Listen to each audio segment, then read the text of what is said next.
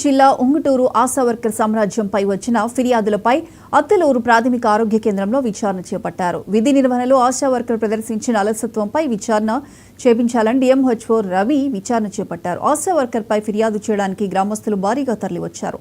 ఈ నేపథ్యంలో విచారణ అధికారి ముందు ఆశా వర్కర్ సామ్రాజ్యం పురుగుల మందు తీసుకుని ఆత్మహత్య యత్నానికి పాల్పడడం కలకలం సృష్టించింది.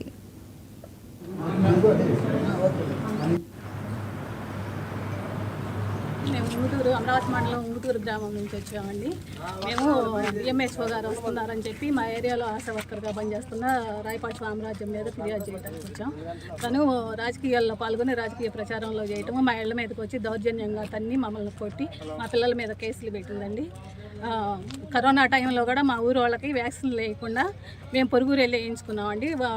మొత్తం ఏఎన్ఎం గారు, అప్పుడు డాక్టర్గా ఉన్న డ్యూటీలో ఉన్న జ్యోతి గారు వాళ్ళందరూ కూడా వచ్చి పోలీసుల ఆధ్వర్యంలోనే మమ్మల్ని తీసుకెళ్ళి గంగాపురము, లేమెల్ల ఆ ఊర్లో మాకు కరోనా వ్యాక్సిన్ వేయించారు.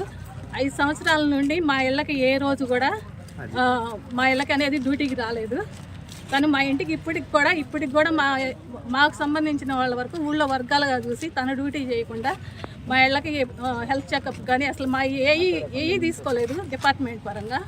అందుకని తన మీద మేము కంప్లైంట్ చేయడానికి వచ్చాం. మా వాళ్ళ మీద అందరి మీద కేసులు పెట్టింది.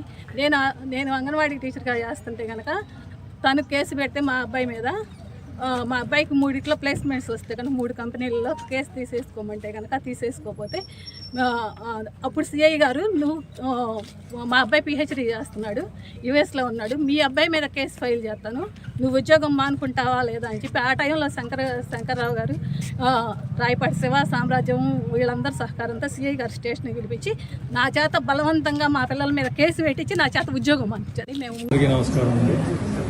ఈరోజు ఈ ఉంగుటూరు ఏఎన్ఎం మీద ఊర్లో ఉన్న వాళ్ళు కంప్లైంట్లు పెట్టున్నారు ఆల్రెడీ. సో ఈ కంప్లైంట్ నిమిత్తం ఈరోజు నేను ఎంక్వైరీకి వచ్చాను. ఆ ఉంగుటూరు గ్రామస్తులు వచ్చారు, ఆ ఏఎన్ఎం గారు, అక్కడ మా మెడికల్ స్టాఫ్ వచ్చారు. సో వాళ్ళందరి కాడి నుంచి ఈ వాళ్ళ ఎక్స్ప్లెనేషన్ రైటింగ్ వాళ్ళందరి కాడి నుంచి తీసుకున్నాను. సో ఈ రిపోర్ట్ని నేను కలెక్టర్ గారికి సబ్మిట్ చేస్తాను 2-3 రోజుల్లో. తర్వాత కలెక్టర్ గారి ఆదేశాల మేరకు ఏం చేయాలి అన్నదాన్ని